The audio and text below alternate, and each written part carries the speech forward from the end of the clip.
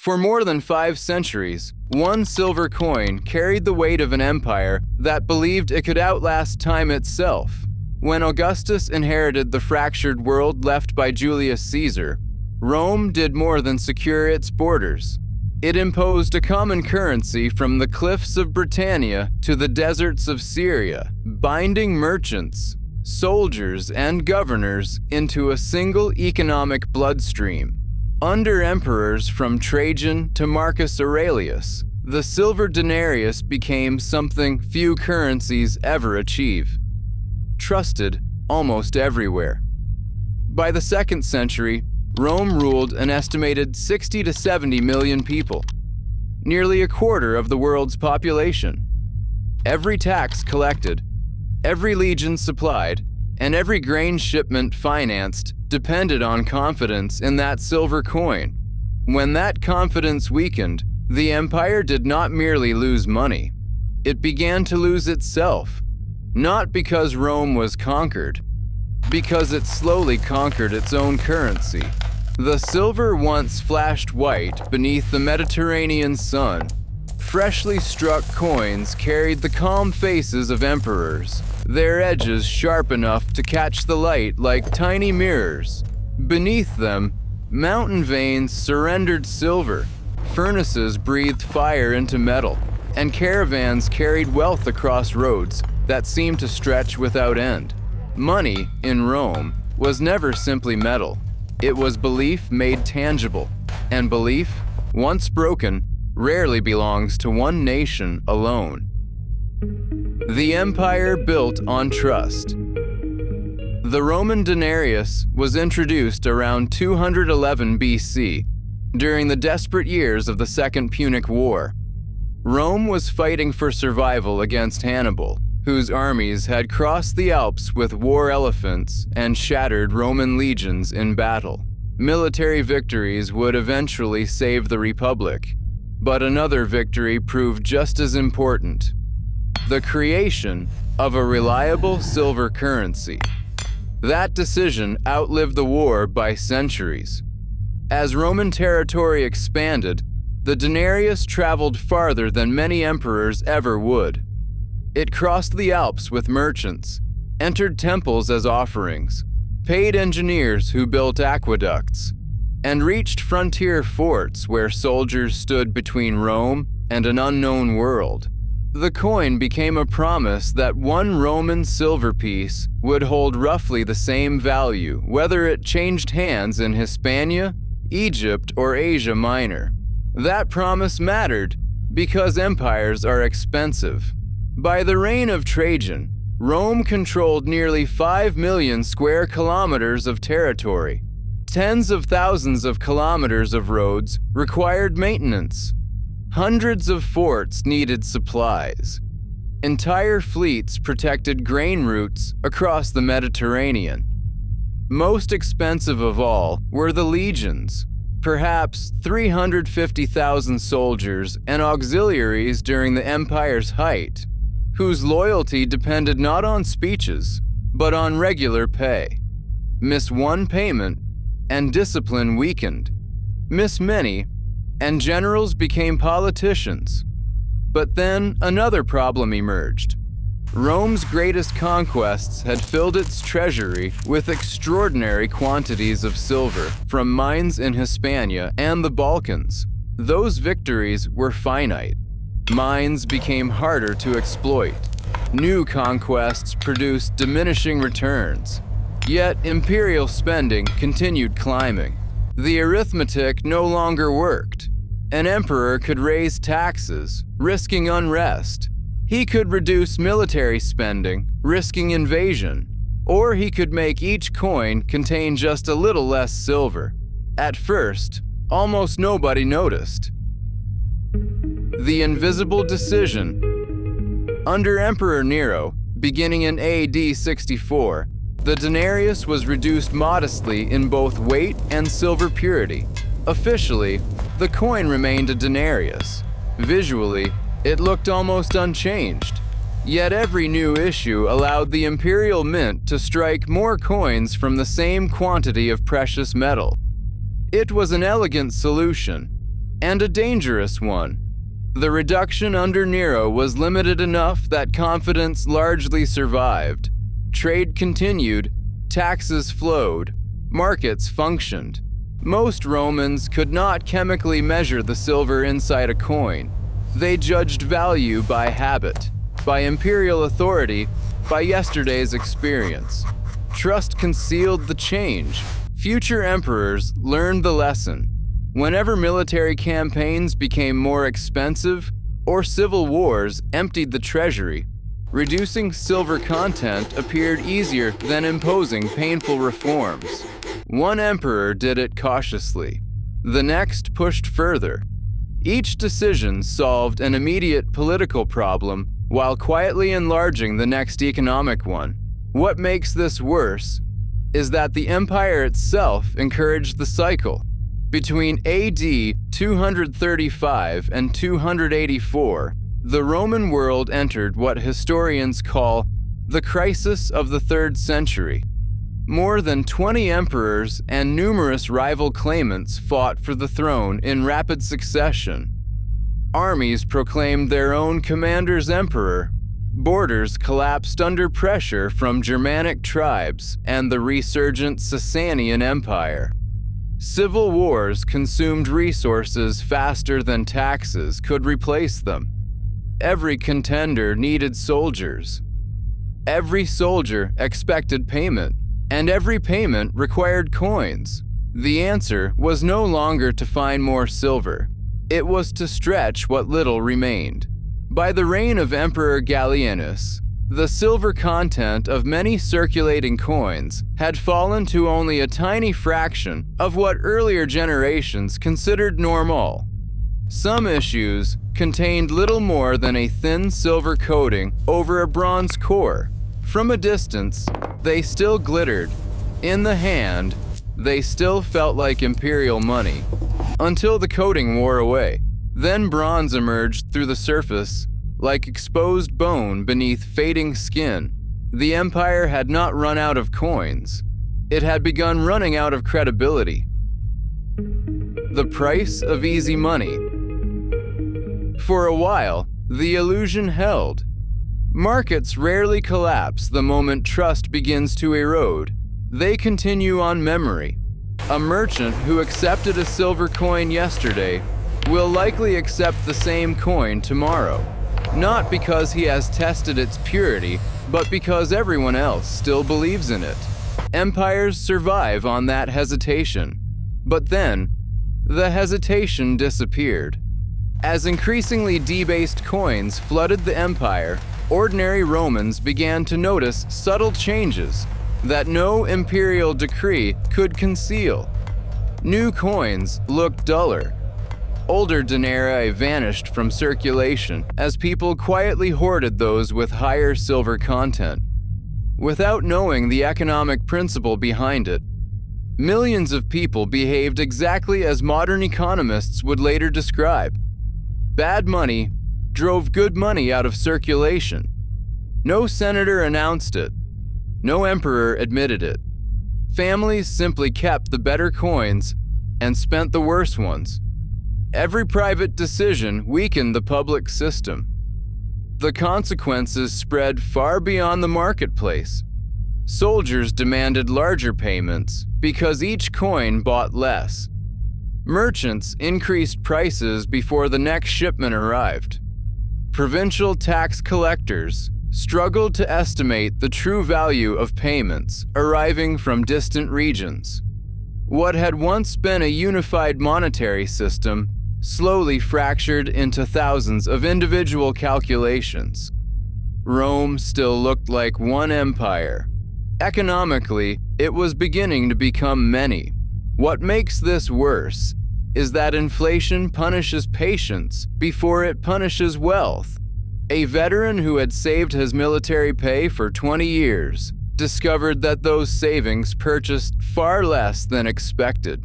A widow living from inherited silver found her security quietly dissolving. Small farmers paid taxes in increasingly unreliable currency while the costs of tools, animals, and grain continued to climb. No army had invaded them. Their savings had. An empire paying for civil war. The greatest threat to Rome no longer stood beyond the frontier. It stood inside the imperial palace. Between AD 235 and AD 284, historians count more than 20 emperors in barely 50 years. Many ruled only months before assassination, battlefield defeat, or rebellion ended their reign. Few inherited stable governments. Almost all inherited empty treasuries. Each new emperor faced the same calculation: pay the army or lose the throne. The legions understood their power. Commanders who promised generous donatives, the extraordinary cash bonuses distributed after an accession, often secured loyalty faster than those who promised reform. Every succession became an auction financed by a currency already losing credibility. The empire was eating tomorrow to survive today, and every civil war made the next one more likely. Across the Rhine, Germanic confederations tested weakened frontiers. In the east, the Sasanian Empire transformed Persia into Rome's most formidable rival in centuries. Trade routes became less predictable. Mining operations suffered disruption. Agricultural regions faced repeated devastation from campaigning armies. Revenue fell. Military costs rose. The gap widened. The Emperor Caracalla had already doubled soldiers' pay decades earlier to secure military loyalty. The decision strengthened the army in the short term, but permanently increased imperial expenditure. Later rulers inherited that burden without inheriting the revenues needed to sustain it. Political survival became an accounting problem. Accounting became monetary manipulation, and monetary manipulation became habit. Coins were struck faster than silver could be mined. The imperial mints never stopped. Their furnaces glowed through the night, feeding an empire that demanded more money while producing less value. It was not corruption in the modern sense. It was desperation, cast in metal. When money stops measuring reality. There comes a moment in every monetary crisis when prices cease to communicate truth. Rome reached that moment slowly. A loaf of bread did not become expensive because bakers suddenly became greedy. It became expensive because the coin used to buy it represented less silver, less confidence, and less certainty than before. Every trader compensated for that uncertainty differently. Prices diverged from town to town. Contracts became harder to negotiate. Long-distance commerce absorbed risks that no merchant could fully calculate. The empire's greatest achievement, its integrated economy, began to unravel from within. Archaeological evidence reveals another quiet change. More transactions shifted toward barter, especially in regions where confidence in imperial coinage weakened most severely. Grain paid for tools. Wine purchased livestock. Local exchange replaced imperial exchange wherever trust in money disappeared. That was the real cost. Not fewer coins, less cooperation. Money is a language. When its words lose meaning, every conversation becomes slower. Every agreement becomes more fragile. Every journey becomes more expensive. And that's where the real problem begins. By the late 3rd century, some imperial officials attempted to impose prices by decree rather than allowing markets to adjust naturally. The intention was understandable: protect ordinary people from spiraling inflation. The outcome proved far harsher. Maximum prices could not create silver where none existed. They could not rebuild confidence once lost. They could not persuade merchants to sell goods at values that guaranteed losses. Shops closed. Trade retreated. scarcity spread. The empire responded to a crisis of trust with commands. Trust ignored commands. It always does. Reform or ruin? By the end of the 3rd century, Rome faced a choice that every great power eventually encounters: change the system, or watch the system change you. When Emperor Diocletian came to power in AD 284, he inherited far more than restless frontiers and exhausted armies. He inherited a currency that no longer carried unquestioned authority. The empire still possessed roads, cities, and legions, but the invisible foundation beneath them, confidence, had fractured. Diocletian understood that military victories alone could not repair the damage. He reorganized taxation. He expanded the imperial administration. He restructured the army.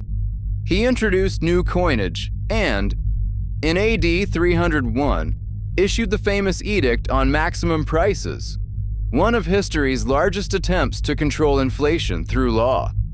It listed more than 1,000 prices and wages, from grain, to clothing, to transport, to labor. The intention was simple: prevent prices from spiraling beyond ordinary people. The result was anything but simple. Merchants withdrew goods from official markets rather than sell below sustainable prices.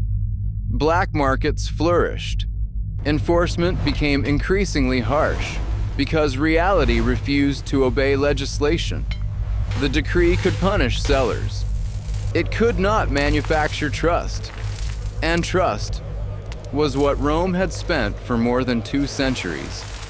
It was a different kind of collapse. Popular history often imagines the Roman Empire ending in a single dramatic moment: a barbarian army, a burning city, an emperor losing his crown. Reality moved more quietly. When Constantine the Great introduced the gold solidus in the early 4th century, he created one of history's most stable currencies. For centuries, it retained remarkable purity and became the financial backbone of the later Roman and Byzantine worlds. Yet its success also revealed something uncomfortable. Rome no longer relied on silver as it once had. The denarius, the coin that had financed conquest, commerce, and imperial expansion for nearly 500 years, had effectively lost its role. An empire had replaced its own monetary heart. That did not immediately destroy Rome, but it changed what Rome was. Economic fragmentation continued across the western provinces. Taxation became increasingly difficult. Local elites assumed responsibilities once carried by imperial institutions. Trade survived, but often on a smaller regional scale than during the empire's greatest centuries. Then, in AD 476, the last Western emperor, Romulus Augustulus, was deposed. Historians still debate whether that date marks an ending or merely another transition. The economy had already been transforming for generations. Political collapse arrived after a much longer financial one. Empires rarely die on the battlefield first. They weaken where fewer people are looking. Inside contracts, inside markets, inside trust. A Roman coin is a small object, barely large enough to cover the center of a hand. Yet within that circle of silver lived an empire's promises. Every merchant who accepted it believed someone else would accept it tomorrow. Every soldier who earned it believed it represented tomorrow's bread. Every taxpayer believed it carried the authority of Rome itself. The metal mattered, but belief mattered more. That is why the story of the denarius is not really about ancient economics. It is about the fragile agreement that allows millions of strangers to cooperate without ever meeting. Roads, ports, armies, and monuments can project power across continents. Money projects something harder to build: confidence. Rome did not lose that confidence in a single decree or under a single emperor. It surrendered it gradually, one compromise at a time. Each reduction in silver solved an immediate crisis, while quietly enlarging the next. The empire survived every individual decision, until one day it was surviving all of them at once. The ruins of Rome still stand across Europe, North Africa, and the Near East. Marble columns weather beneath the same sun that once reflected from freshly minted denarii. Tourists photograph stone. History remembers something less visible. The moment an empire discovered that the hardest thing to rebuild is not a city, it is trust. Because every civilization, no matter how wealthy or powerful, ultimately spends the same currency: belief in tomorrow.